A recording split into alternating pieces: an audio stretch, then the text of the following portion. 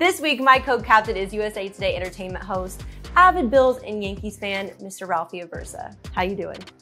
Mackenzie, I'm great. You know, I feel like you have the C on your chest. I have the A on my chest. Sports Seriously producers can't believe we've already referenced hockey to start this show. Nonetheless, great to be alongside you.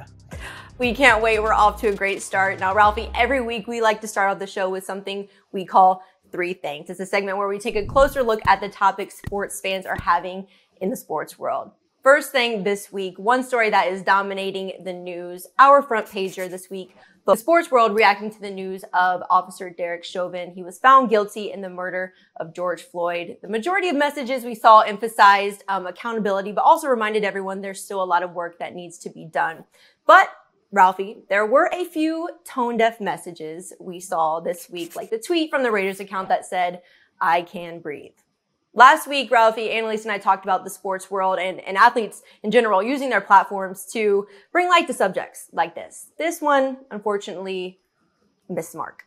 Yeah, let's take the Raiders aside just for a second in that tweet that you referenced, Mackenzie, because, you know, I do think that when leagues and teams and players use their platform not to talk necessarily about political issues. This isn't Democrat, Republican. We're not coming off of an election, but talk about racial and social issues. I think that's a positive thing. And I also think it's positive when these leagues and these teams look out for the welfare and health of their players. We've criticized leagues for not doing that in the past, and it seems like they've learned their lessons, which is great.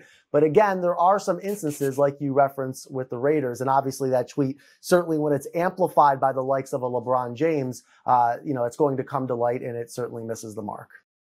Transitioning to our second thing, definitely not something on the level of the first thing, but something that is worth note and 100% a big fail. Soccer fans, Ralphie, were stunned by the news that some of the best teams in the world attempted to create a Super Europe Soccer League. So circumventing the established Champions League as we know it. Frankly, in my opinion, it was an attempt to destroy the foundation of soccer. There was immediate outcry from players, coaches, and then within days, Super League was axed. Yeah.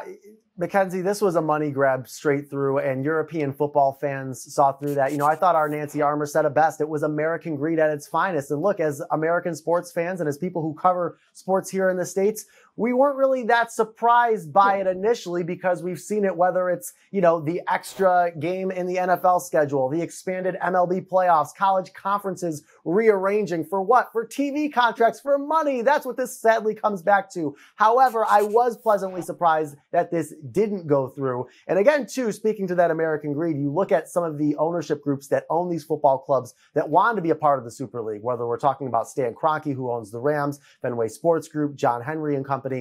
Yeah, not surprised, but pleasantly surprised again that it's not going through.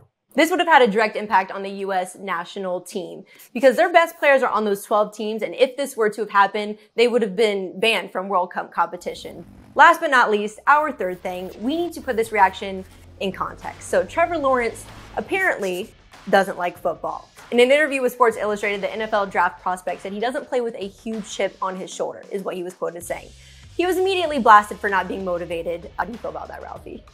Yeah, I feel that this is great first take fodder. I feel that this is awesome for Colin Cowherd, but there's no substance here. Let's not look at a quote that the guy gives to Sports Illustrated, and let's look instead at his resume. And you know what his resume says, Mackenzie? That he's probably going to be the #1 pick in the NFL draft. And you know what? Not only does he recognize that, and do the Jaguars recognize that, but the Jaguar fans also recognize that, as evidenced by this week when they found Trevor and his fiance's wedding registry, bought up everything on the registry, and good on the couple, they're going to donate it to charity.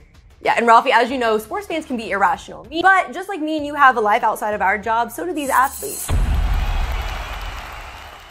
Hey sports fans, if you want to see more videos like this, check out some of our other ones right here. And if you like what you see, make sure to hit the subscribe button and stay tuned for more from USA Today Sports.